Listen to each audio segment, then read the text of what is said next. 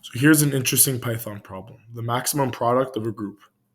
Given a list of integers of any length, calculate the maximum product of any combination of integers that appear in the list.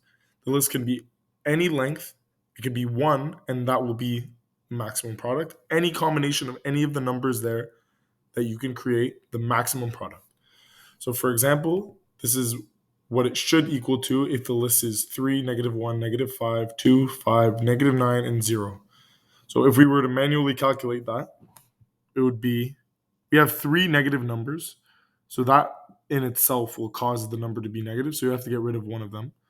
So you could do 5 times 9, which is 45, times 2, which is 90, times 5, which is 450, times 3, which is 1350. So that's our expected value for this given list.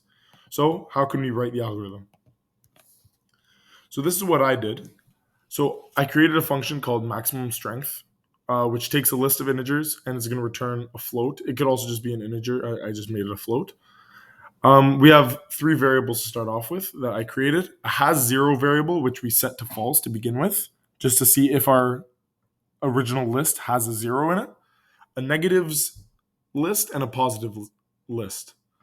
So first, we're covering a corner case. If the length of the list is 1, just return the only thing in there as the maximum product. That's just one thing we're going to have to deal with.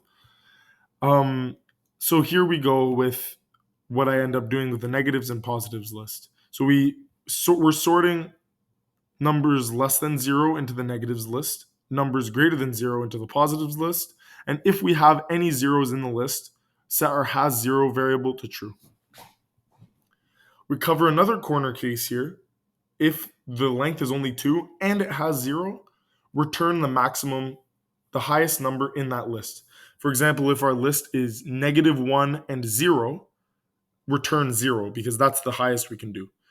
Or if we have 1 and 0, return 1 because that's the highest number we can get. And so here we are. This is where it gets a little bit interesting. If there's an odd number of negative numbers in our negatives list, we're going to have to remove the least magnitude negative number in that list. For example, if our list consisted of -5, -3, and -2, we would have to get rid of -2 because that is making our product negative and it's contributing the least to the magnitude. So we're going to have to remove that. So then our product variable is just going to be, we're importing the math module up here. We're using the product of the positives and the product of the negatives list to get our final product. And we're also just covering one more corner case in case this happens. If any number in the list happens to be bigger than the product, return that number. Also, if the product is negative and there's also 0 in the list, just return 0 because that's going to be bigger than the product. So let's see some of our test cases and let's run the code. So here we have -1 and 0. What should that give us? We should get 0 from there, which we do. Here's our original other case where we have these 6 numbers. That also returns 1350, which is correct. We have a list of just a -1, which is going to be just -1. We have 0, which is 0. -1, 0, and 1 should return 1, which it does, because that's just bigger than anything you could multiply things together with. We have 1, 2, 3, and 4, which is just the product of all those, which is 24.